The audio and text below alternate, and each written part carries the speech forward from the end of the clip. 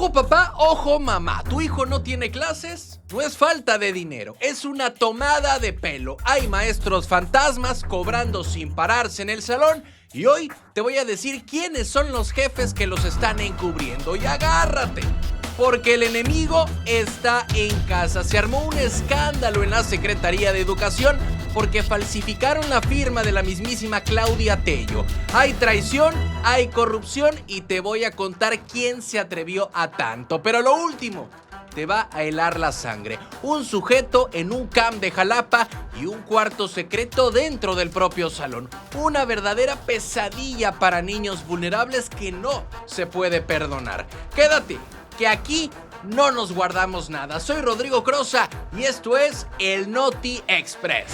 Los maestros fantasmas de Veracruz. Lo que acaba de decir la Secretaría de Educación de Veracruz va a dejar a muchos padres de familia con la boca abierta y con muchas preguntas en la cabeza.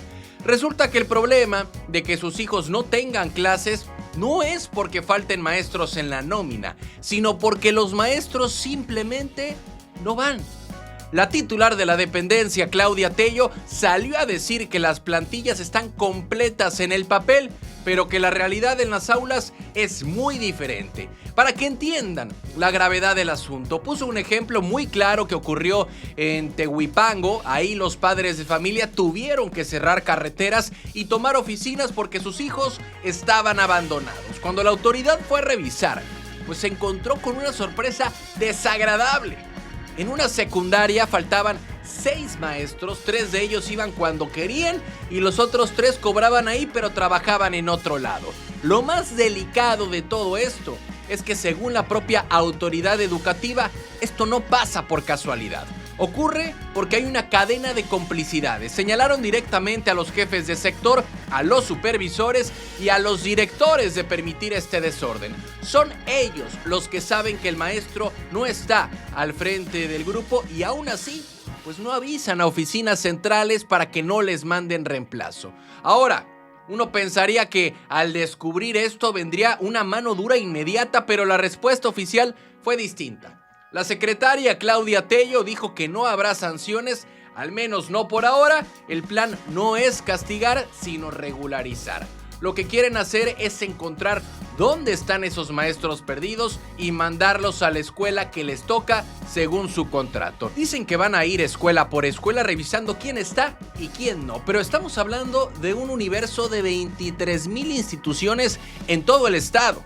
La apuesta es cambiar la mentalidad en los supervisores y directores para que dejen de solapar estas prácticas que al final del día dejan a los salones vacíos. Es una situación frustrante porque el dinero para los sueldos se gasta, las plazas están ocupadas, pero el servicio educativo no llega a los niños. Ojalá que esta regularización sea rápida porque mientras ordenan los papeles, los estudiantes siguen perdiendo días de clases que ya nadie les va a reponer. Ahora, uno llegaría a pensar, bueno, ¿y por qué la secretaria de Educación, Claudia Tello, no llega y da un golpe sobre la mesa y maestro que no va a dar clases, maestro que se va? Hay que entender, y repito la cantidad, más de 23,000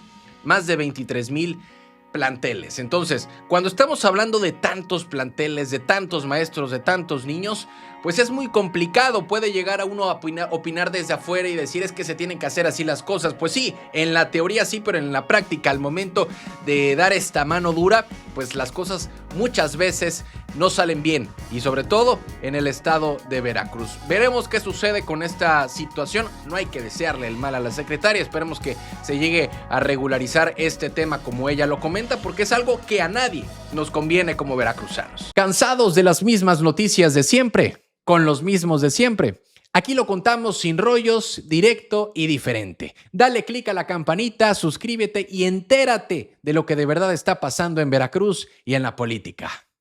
Noticias locales. El enemigo de Tello está en casa. Sí, la relación entre la Secretaría de Educación y su estructura de supervisión está pasando por un momento muy tenso. La acusación es directa.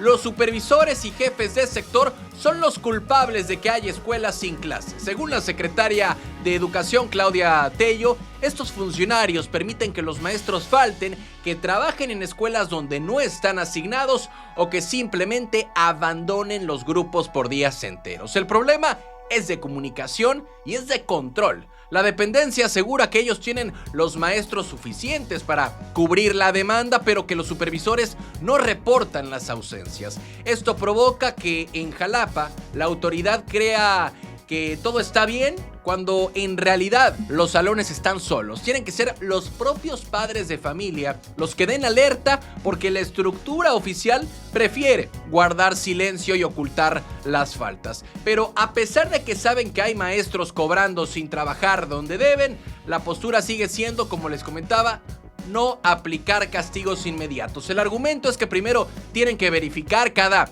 reporte antes de sancionar. Dicen que el problema no es falta de plazas, sino un desorden administrativo que han permitido crecer durante años y que ahora quieren arreglar por la vía del diálogo y la reubicación. Pero no fue el único tema que salió a la luz. También se confirmó algo importante para la educación superior. La UPAV va a cambiar. Van a emitir un decreto para incorporarla oficialmente al sistema público estatal, y la idea es poner orden en sus procesos y darle por fin certeza laboral a los maestros que llevan años trabajando ahí sin saber bien cuál es su situación contractual. Y para cerrar con los problemas internos, la secretaria reveló algo muy grave. Le falsificaron la firma. Ya hay una denuncia ante la fiscalía porque alguien estuvo haciendo trámites y moviendo recursos usando firmas falsas de ella y del oficial mayor. Esto habla de un nivel de corrupción interno que ya escaló a lo penal. Entre maestros que no van, supervisores que no reportan y firmas falsificadas, queda claro que limpiar la Secretaría de Educación va a ser una tarea titánica. Lo importante aquí es que en medio de todo este caos administrativo, los que no pueden seguir pagando los platos rotos son los estudiantes veracruzanos. Noticias locales.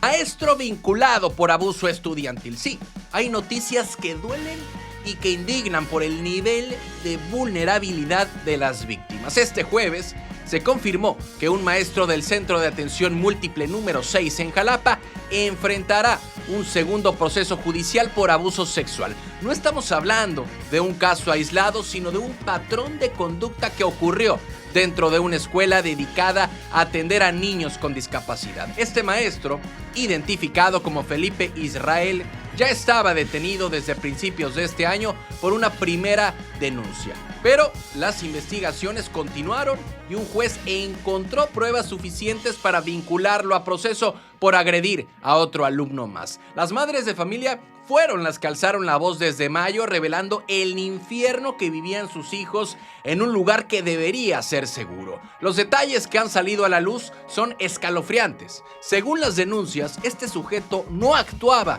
de manera improvisada. Se dice que había habilitado un cuarto especial dentro del mismo salón de clases para cometer los abusos. Esto ocurrió dentro de la escuela, bajo el techo donde se supone que los niños van a aprender y a desarrollarse. Lo que más molestó a la sociedad cuando esto estalló fue la respuesta de las autoridades escolares en su momento. Hubo señalamientos muy fuertes contra la directora del plantel y contra funcionarios de la Secretaría de Educación por presuntas omisiones. Las familias sintieron que en lugar de proteger a los menores de inmediato, se intentó minimizar el problema o no actuar con la rapidez necesaria. Hoy, el proceso legal avanza. El maestro sigue en prisión y se espera que pronto lleguen las sentencias condenatorias. Ya fue vinculado por pederastía agravada en el primer caso y ahora se suma este nuevo cargo por abuso sexual. La justicia parece estar llegando, aunque sea paso a paso, pero este caso debe ser un parteaguas para revisar los protocolos en todas las escuelas, especialmente en los centros de atención múltiple. No basta con detener al culpable, hay que garantizar que nunca más un depredador tenga acceso tan fácil a los niños que más protección necesitan de nosotros.